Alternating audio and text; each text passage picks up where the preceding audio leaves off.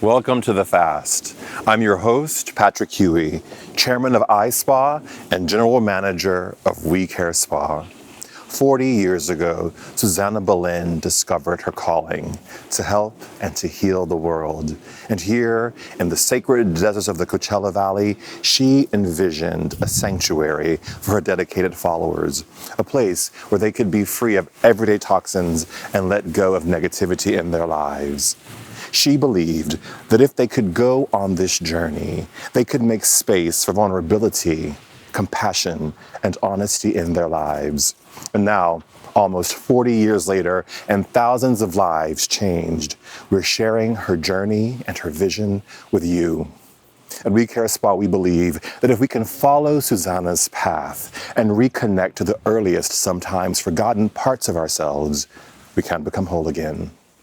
Welcome to The Fast.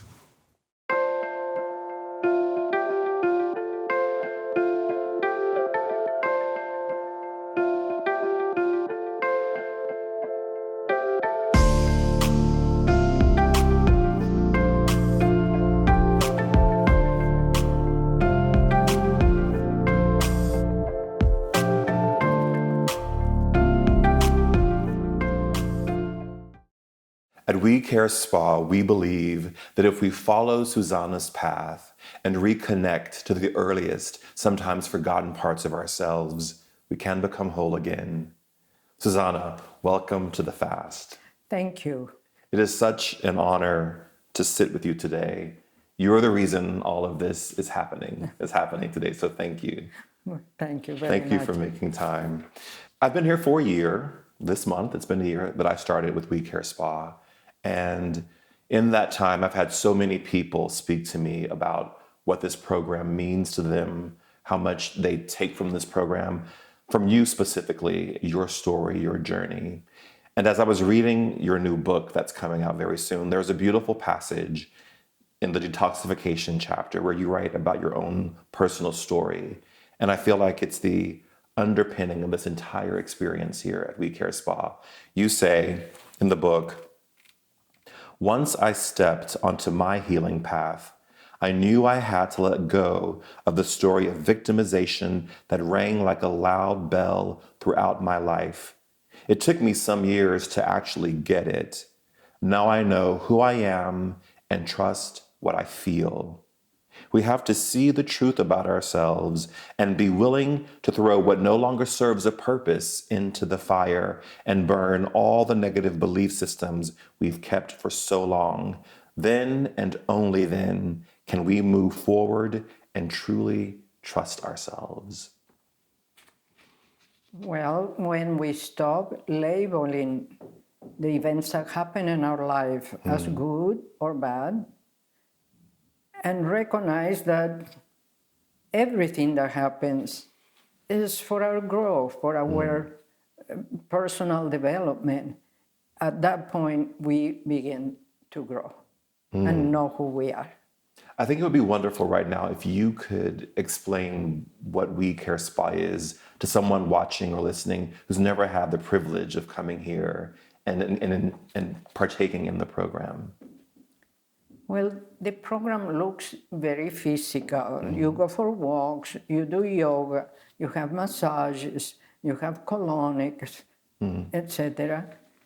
But the real end result of all of this is that you discover an internal peace, a new you that you didn't know before, free and happy and well. And that's the value of doing this. It's not about losing weight or about, it's when you release the toxins that are the chemicals that are in our body. Your mind works different, your heart works different, and you begin to relate to the universe in a different way. And you talk about how we are divine, in a sense, within each cell of our body.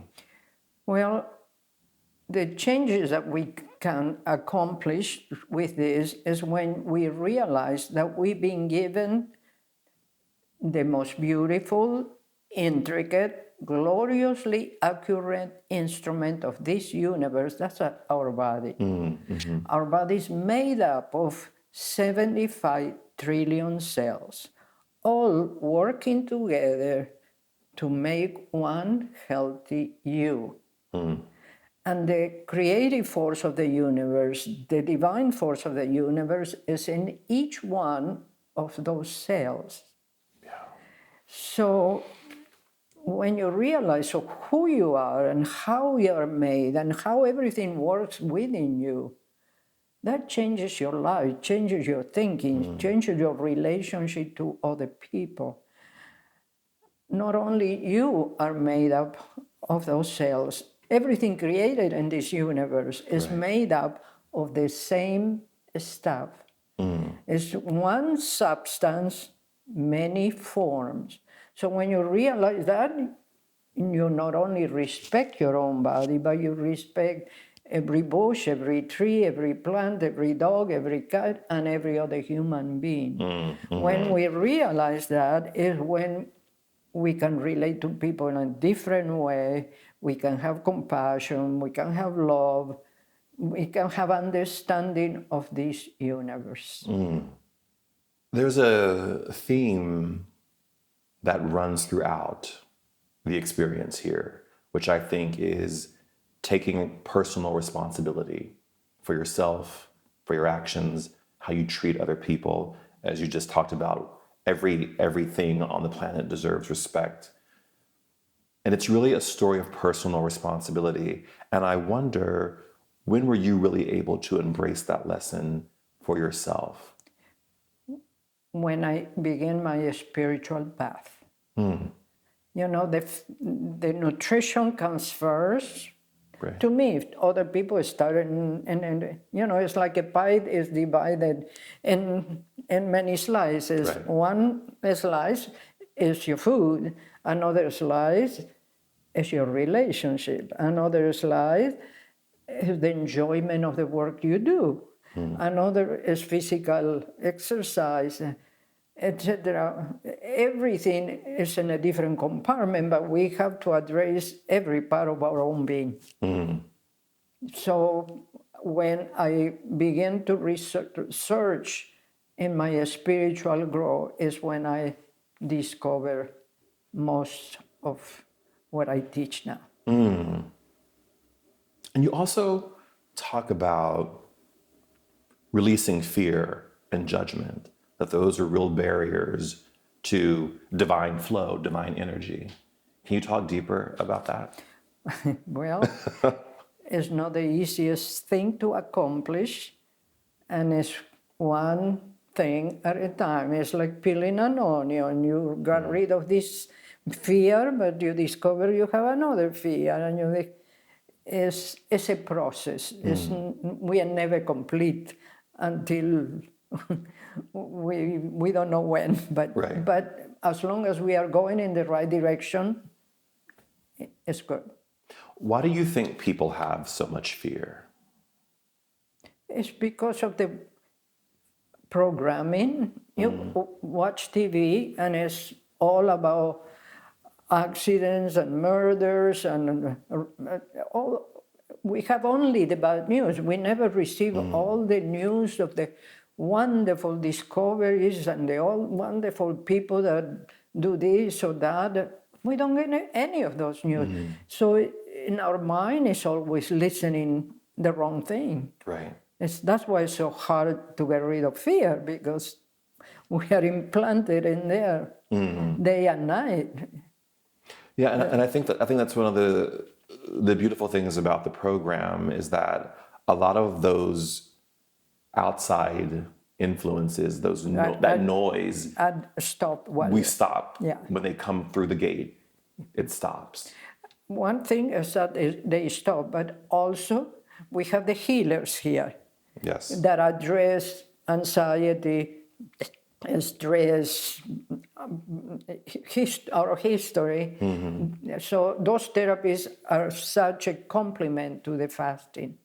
Yes, and I think people should understand that we are fasting. We'll talk about that later. We're doing colonics. We'll talk about that later. And we do massages and facials, and we do a lot of body work with people. But I think one of the core components of the program are the healers, Yes. because I think they speak, it's a different voice Yes. in the guest's ear. It's a different perspective in the guest's ear, as opposed to a car chase on the freeway, Yeah. on the 405 in Los Yeah. Angeles, which we get that all day, you know. Yeah. In the book, a really interesting story that you have in the book is when you went to Egypt in 2000, and you highlight that as a really big turning point for you in your journey to living a more integrated, in divine flow life. Well, was a very turning life point in my life. I went with a big group, and the theme of the trip was life after death. It's great for Egypt. So there were hundreds of participants, Right. and we had lectures every day. And we have many of the participants that have come back to life. Now they were sharing their own experience. So it was absolutely wonderful. I had the privilege to take a seminar, a workshop inside the King's Chamber at 4 o'clock in the morning, because we were so many that we had slots of a couple hours each. Yeah. Each group, we were, and the one that was leading my group was Marianne Williamson. Okay, so she led us into a meditation, and I was able to meditate for a few minutes inside the King's Chamber. If that doesn't change your life, nothing will. Then we went touring and we did all the other stuff, but that part was fantastic. Then we ride camels all through the desert where nothing is there. We were, some people in horses and some people in camels on a caravan. That was something amazing. Then we traveled by boat through the Nile and stops and it was an unbelievable trip. So how did you change from when you arrived in Egypt for that trip to when you left Egypt after that trip? Because We Care, this is 2000, so We Care had been around for almost 15, 16 years by that point. But how did, and already you were on that path. You had been on that path for a very long time in your life to that connected divine energy. How that being in the King's Chamber and being on the camels and moving through the deserts of Egypt change you? Well, makes you appreciate the advancement of that civilization of so many thousands of years ago. We don't think of that on a normal basis. We think that, we develop here and other places, no. But to move those gigantic stones when there was no equipment. No equipment. Just with mind control that they disintegrate the cells and rebuild. It's unbelievable what you see. How can you not change? Right. Yeah. In your journey to wellness and to what you have described as a divine flow, you've traveled the world. You've had amazing journeys around the world. And at the same time, you've started a business. Throughout your life, you ran your own businesses. You were an interior decorator, a yoga teacher. Now you own this beautiful escape here in the desert. And I wonder, and you have 4 kids on top of it all. And you were doing this as a single mom for many of those years. And I wonder, how did you find the balance to do all of that? Well, it was not easy. Let's put it that way, but I made it through. I was a very good student as a youngster. I graduated from high school at the age of 15. Wow. I went to the university for 2 years on economic science business before I got married at the age of 18. Wow. So I had some business background in my blood. Right. So when I got divorced, I made the right choice. Instead of alimony, child support, and all of that, I said, I take the house in which we live. We had two, and we had another vacation home somewhere else. We split that way. And what I did, put the house for sale. All the equity I invested in an investment, so I wouldn't touch it. Right. But I will get a minimum amount per month to survive. Right. With that, I could handle the kids, and I was able to go to college here, the College of the Desert, and I graduated as an interior designer. And I worked for Bullocks for many years as an interior designer. So I survived those years of schooling, and then I was on my own until I opened my care. And you were, when you were working for Bullocks and you were studying, at the same time, you were also educating yourself about... Yeah, my spiritual growth Right. and nutritional growth. I was taking workshop classes, and somehow I made it through. I don't know how, but I did. Did you see what you wanted to have? Did you see We Care in your future? Or were you more open to what the flow of life was giving you? How did you balance that?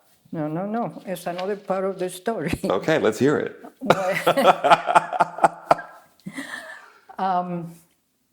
In one of these vacations where I was working, I took a trip up north to Montana. I went to a spiritual retreat for about a week and a half or so. We were chanting, meditating, singing, eating vegetarian diet, yoga, etc. But it was right next to the Yellowstone Park. And in one of the breakthrough, I went with a car and a couple of friends driving through the Yellowstone. And those geysers and the beautiful scenery, all of a sudden I hear this voice: you gotta start teaching yoga. Okay? I was going to a gym to learn a few stretches of yoga, but I was not a yoga master of anything. Right. But it was so loud. I came back.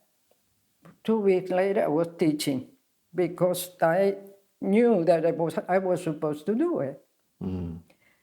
So how do I find students? How do I teach? Well, I learned that if you go in those days, to the savings and loans and the banks, when they are not using their facility, they let you use for teaching something without charge. So I didn't charge any. I had my job, and at night, one night I was in Rancho Mirage, another night was in Palm Springs, another one in Palm Desert. I would begin to teach yoga almost every night. And once in a while, I will do a nutrition seminar with a little bit I knew at that time. Yeah. Well, it happened to be that one of my students had severe arthritis. Her hands were like this. She was in a lot of pain. She followed my nutritional guidance and came back to yoga every day. And guess what? She got completely healed. From yoga. From all the things that I told her, I don't know what. Yeah. She didn't know what to do for me. But she happened to be the editor of the Desert Sun. the newspaper local here. So she would put articles about these pigs, about We Care. I already had called that this We Care. Yeah. And people began to flow to all my classes. And one day I decided, instead of me going every day to a different place, why don't I build a house in the middle of nowhere and people can come and do yoga in my house? And that was the reason I bought this land and started construction. And during the construction, through the stress, I didn't know anything about building and loans and inspectors, but I went right through. I got so stressed out, I got sick. Right. And looking for a way to heal myself again from the stress, well, one of my yoga students says, oh, you gotta go and see Dr. Yang, he will fix you up. Well, Dr. Yang had a clinic in Mexico.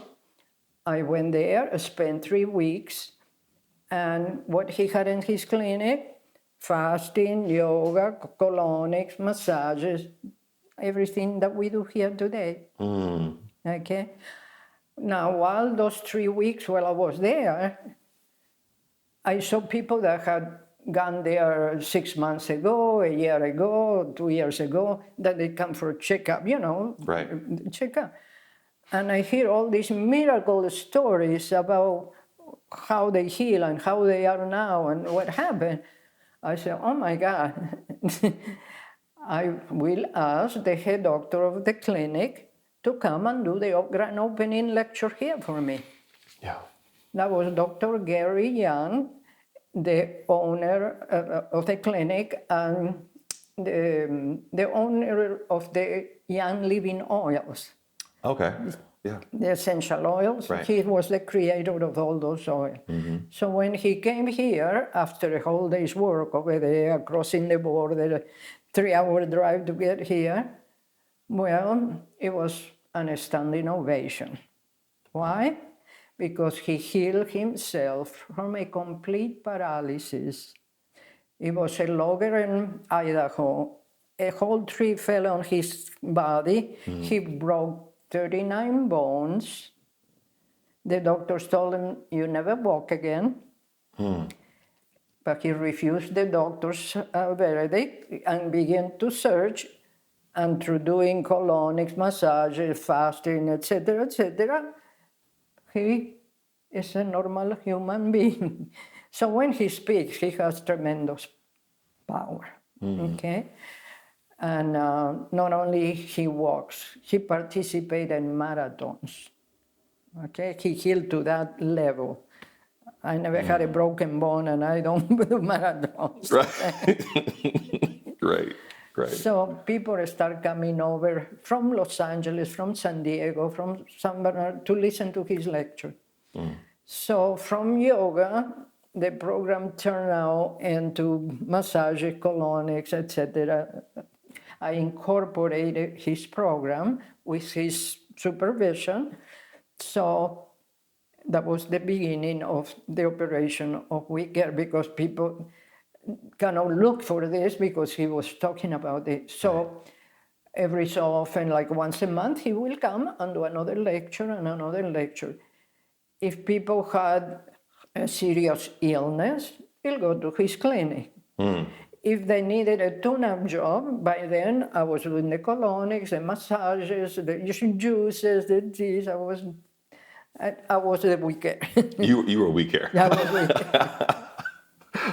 So from there, it grew and grew and grew to what it is today, because people come, they feel better, they come back, they bring their friends. We never advertised before. So. No. You said as you were detailing the journey to We Care that 1975 was a painful year because of the divorce that you went through with your husband. But it also was an inflection point for you because that's what opened the door to vegetarianism, the study of health and wellness on a very profound level. And I wonder,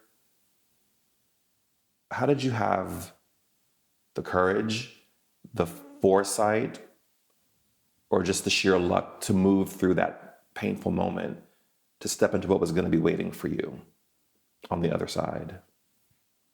I've been always a courageous person. I came to USA when I was 18 years old with my husband. At that we married to come here.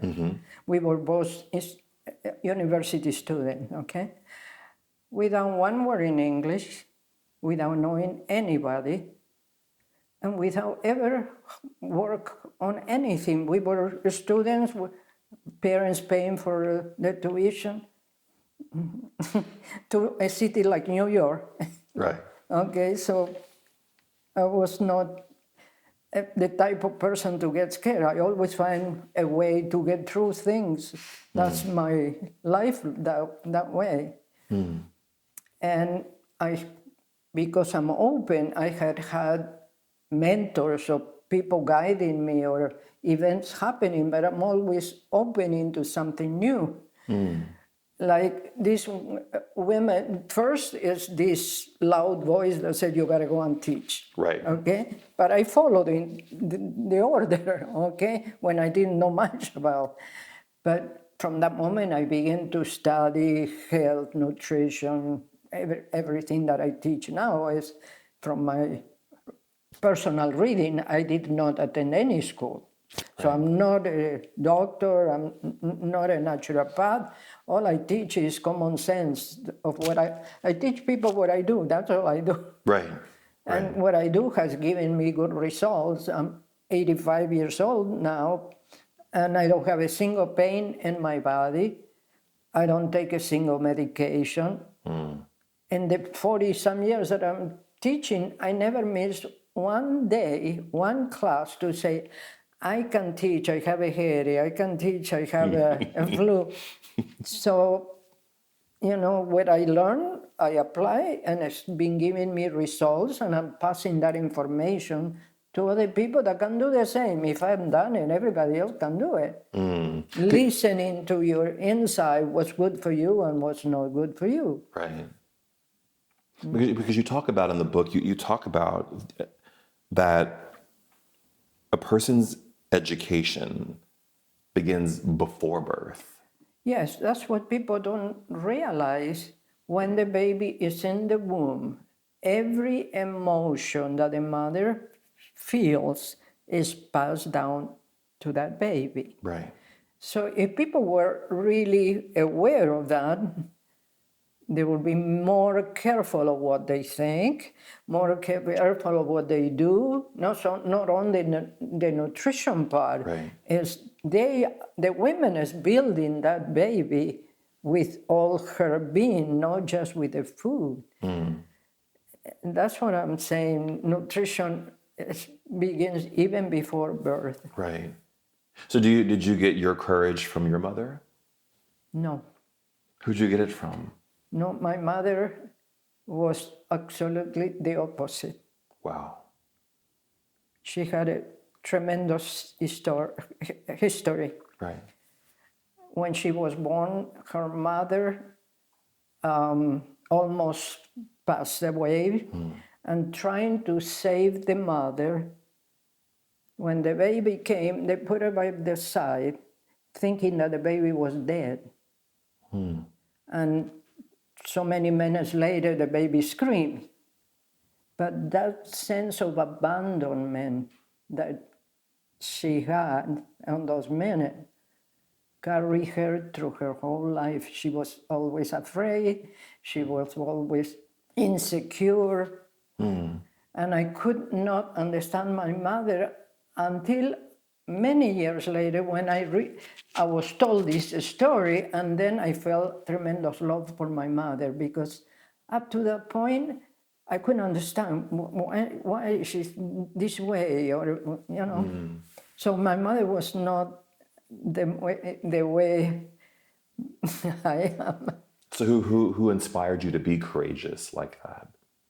Was it just within Life, I guess. Life, I guess. But I did have the example of my uncle. My father's brother lived next door to us, and he was a medical doctor.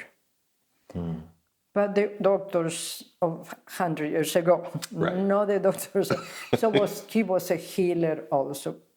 He was the director of surgery of the Italian hospital, because I'm Italian descent. And he will do surgery from 6 in the morning till 1 after another. Unbelievable the amount of people that and then he will have private consultation until 9 o'clock at night. He never had a secretary, okay? So people will come and wait in line. He never sent a bill to anybody. If you have eggs, pay with eggs. If you have a Rolex, pay with a Rolex. But people will fly from all over the country to see him. And because he was next to us, we will have evening meals together many times. Right. And he will talk about his patient and his healing. And it always was the same story. When people mend their relationship with their family, their surgery works and got healed like that. If they didn't be that, there was no medicine or no surgery that can save them. So I got that really implanted in my head, listening all the healing stories of my uncle. So that's why it's part of me to be into healing. And it goes back to what we were talking about in the beginning, that you can't separate out these things. Yeah. That it's more than just reducing calories or not eating this or taking this particular herb or that particular supplement. Yeah. It's you have to look at the human being in total. And if one piece is sick, all of it's going to be sick. You have to look at the whole being. All your emotions are part of you. All your thinking is part of you. Okay, so when you begin to think of what you think and feel of what you feel, is when you can begin to make changes. No, this is not a good thought. I get it. You have to have control of your thought. Your thought is the creative part of you. And if you let anything that is running around, especially sleeping with the TV on, and you get all that information all night long, do you think you are sleeping? Yeah, but your mind is still listening. Right. So we have to have pure thoughts, pure heart, and pure food. It's not just food. Right. So when people come here and they are struggling when they first get here because they're breaking so many habits. Yeah. You know, it's really about how do they relearn how to connect with the world almost. Well, more than connect with the world, you have to connect with yourself first. Right. When you are connected with you, you are balanced. Do you think, you know, we're so celebrity obsessed in this world. Do you think that's why so many people who have achieved so much come here? Because you create a space where that doesn't matter. They're dealing with the person beneath all of that. Do you think that's why people who come here for that have maybe been very successful, very famous, whatever, but they come here and we kind of take that away from them and give them something else? Yes. We give them who they are. Yes. Do you think that's the secret? Absolutely. They feel that they don't have to fake anything, they don't have to pretend, they don't have to wear cosmetics, they don't have to dress up. Right. And they give them a freedom to feel who they are. You know, it's interesting because sometimes when people are coming, their agent will call or their assistant will call and they'll have like a list of, they don't do this, they don't do that, they have to be here, you must, you know, and I always see they come in and like by day 2, that's gone. Yes. They're just like out Yeah. with everybody, which I think it's part of part of the beauty of the place. I mean, you don't have to be famous to have that happen or wealthy, but I think that's kind of the success of the program is that it just strips that away from people and Yes. they become a unit, Yeah. a family while they're Yeah. here. And the way they relate to all the other guests. Mm-hmm. They find a family here. Yeah. It's profound. Well, one client that was not too long ago said this to me. I pay for a hotel and I find a home. Don't make me cry. Yeah, that's what he said. Yeah. It's true. So So when you're walking around the property now, what do you think? Because you said you didn't have a roadmap for this. no. You were just open and you trusted your intuition and you listened to the guides and the voices that told you where to go. So when you walk around now, we're in 10 beautiful acres here in the Coachella Valley, and there's 20 people in yoga. There's people in the lobby waiting to check in, and there's there's a lot of energy and goodwill. What do you think when you're walking around and see all of that? I have the very same thought that I had when I first started. The only thought I maintain through these years is, how can I be of help? So many people suffering pain, so many surgeries that they don't need, so many diseases that don't need to become. It's just because they don't know how to take care of themselves. That's the only thought I ever have. I'm not thinking 20 more rooms or 5 more rooms. Or I'll think that. yeah. But at the same time, I've been very, very lucky because my daughter, Susie, Yeah. I have thought of all of that. Otherwise, We Care will not be what it is today. I've been free of that, dedicated to healing. Okay? So we make a good team. Yes, you do. That's why I don't even ask questions. Whatever it is. I'm not saying, this got to be this way. I'm not interfering because I know she's taking care the same way that you are taking care. What was that like for you when Susie came into the business to work with you? How did that make you feel? What did that give you? I know it gave you space, but beyond that. Well, it was a great accomplishment because she had many business ideas and I had the healing idea. So, like I say, we are a complement. Yes. And, she's very wise as doing business. Yes. Otherwise, We Care will not be. If I was by myself, I wouldn't get this way, this big, okay? So I'm not thinking of how, that's totally out of my thought. My thought is, how can I be of help? So many people suffering when they don't need to suffer if they know how to take care of themselves.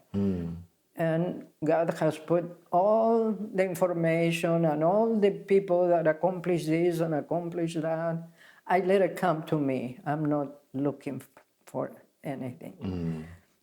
And like I say, I've been very, very lucky in that way. And I've been also very lucky in the instruction. I had the most wonderful mentors in my life. In the clinic, Dr. Gary Young, and his assistant was Dr. Mick Hall. Yes. That was here last week. Yes. Okay. Yes. Great teachers, great accomplishments in their life, great knowledge, great heart. How can I lose? Right. Any question, it's a phone call, no matter where they are, and they'll answer me. What do I do for this client? What do I do for that client? I want to ask you about the program specifically. A key component of the program is that there is no food. They are doing the juices, they're doing the detox drinks, they're taking the supplements. What is it about not eating that really contributes to not the overall experience of coming here? People are used to the idea that food gives you energy, and it does. But people are not used to the idea that food gives your body a lot of work to do, to process all of that, break it down, assimilate the nutrients, eliminate the rest. Tremendous amount of energy that is needed. So when you stop eating, that energy is available to heal your body. It's as simple as that.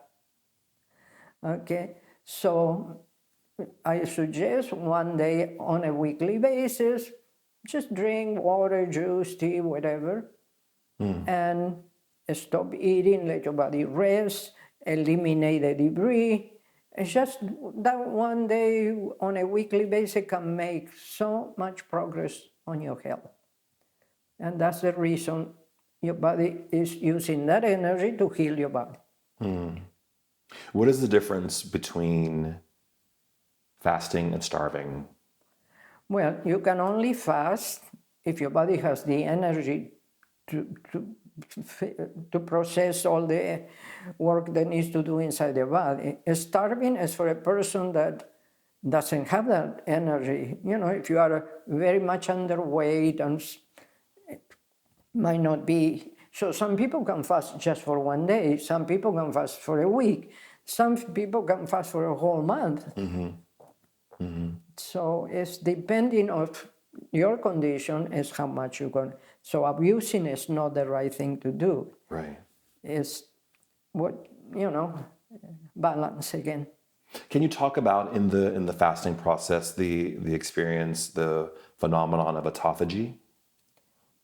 Well, when you don't eat, okay, when you starve the cells of your body, the cells that are in your body that are not perfect, the damaged cells, the dead cells that are in your body are chewed up by the good cells to survive. That's the purpose of fasting. Eliminate cells that do not do you any good. So that's the reason of fasting. Or, eating the debris. How would you address or speak to people who don't believe in the work that we do here? And there are people who don't believe in this. I know there's controversy around colonics, even though doctors at one point did do colonics and now they don't do colonics. Well, it used to be in the hospitals at one time. Right. And then they eliminated. So why do you think people have such misconceptions about what we do here? And is there an answer for people who don't believe in it? You have the right to believe whatever you want to believe.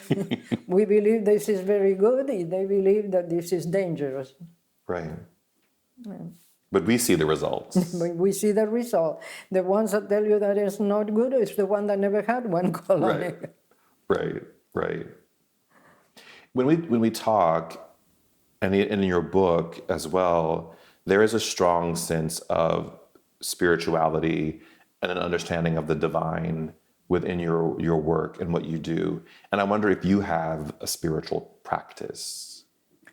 My whole life is a spiritual practice. Yeah. Your duty is your salvation. I don't particularly enroll in any. I've been in all of them. I have reverence for all of them because they all teach you the same thing. Be good, don't steal, and do Respect good your to parents. others. It's the same no matter what religion you choose. But my religion is inside of me. It's the love you give to other people. I do breathing, I do yoga, I walk for an hour, and I do half an hour in the morning, half an hour at night. My walk is my meditation. Okay, so I meditate. I send thoughts of healing to all over the planet. That's my religion. Okay. Yeah. And that's my spiritual path.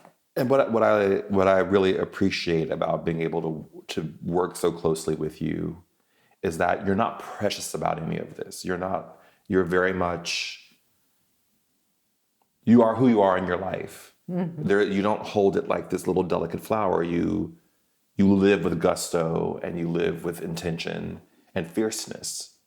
You know. Yeah. I don't know if you have an answer for that, but I think it, I think Thank you. Thank you for appreciating that. I live my life the best I can, I enjoy everything. I enjoy music. I enjoy traveling. I enjoy dancing. I enjoy eating food. I enjoy fasting. Right. But, everyone has to choose their own way. Right. You can, I never tell people, oh, you got to do this. I tell them, this is what I do. Do whatever you want. I do it this because this. Right. And I think they feel that and they change more because they see me doing. Right. So much of where we are right now, just in terms of the world we live in, there's so much pressure on people to look and be a physical kind of way. And social media doesn't help when you can like change your body and change your face. And, now there's artificial intelligence that's changing everything. And I wonder what you would say to people today who are struggling with body image and how to hold all of that and be healthy. I don't know if you can even do that, but I don't know what can you say to them. yeah. Like I said, it begins to having respect of who you are and to choose something that make you feel good and is good for everybody else too. I don't know that you can tell those people anything. I don't know. Unfortunately, they've been totally brainwashed on the mechanical stuff instead of the one that is inside you that knows more than you know. I have one last question for you, and it's not on the paper. So, because you've answered all the questions on the paper, I wonder what is your hope for the world? It's a big question, I know, but I like asking you big questions. Well, the big wish is that there would be peace on earth. But like I said, will be peace when you respect yourself and respect others and respect the planet. And, don't throw things away, just give it to somebody. It's the whole consciousness that has to change. We don't need as much as we spoil with so much that we have, especially in this country. It's an overwhelming amount of stuff that goes to waste. Right. A person that has 10 different houses, you can be in 10 different houses. Or several cars. Why do you need several cars? Learn to enjoy the little bit that you have instead of having more. Having more stuff doesn't make you happy. Right. So that's not where it doesn't make you happy, doesn't make you wealthy, doesn't make you healthy, and doesn't make you wanted for other people either. If you are on your own, isolated, is that better for anybody? I don't think so. I love that. Susana, thank you so much for your time today. I appreciate it and telling your beautiful story. So I will say I've been very lucky to have wonderful mentors, either in the physical healing, like Dr. Young and Dr. Hall, okay, and another Dr. Ayala that also teaches me all the time.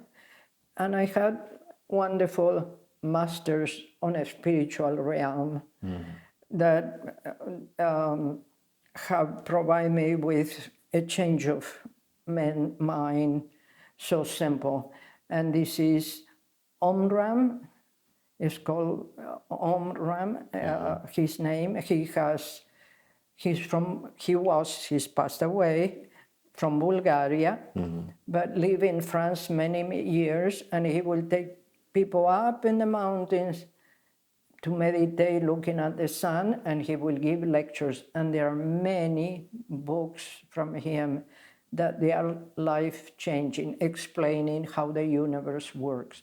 I think he has changed who I am more than anything else, more than the food, more than the and another one is Dean LeMay, is the creator of the Mental Physics Institute that is here in Yucca Valley. Well, he created that too, and excellent information for anybody. Dean LeMay from Mental Physics Institute, and Rand, he passed away like 100 years ago, but he never wrote a book. All his students took notes. So all our lectures at the level of teaching children. So very clear information and very profound information. And yeah, he was in France for many years, taking people up the mountains to see the sunrise. So information of good habits is available. Right. And everybody can make a progress, not just me. Okay. Thank you, Susana. Thank you. Thank you.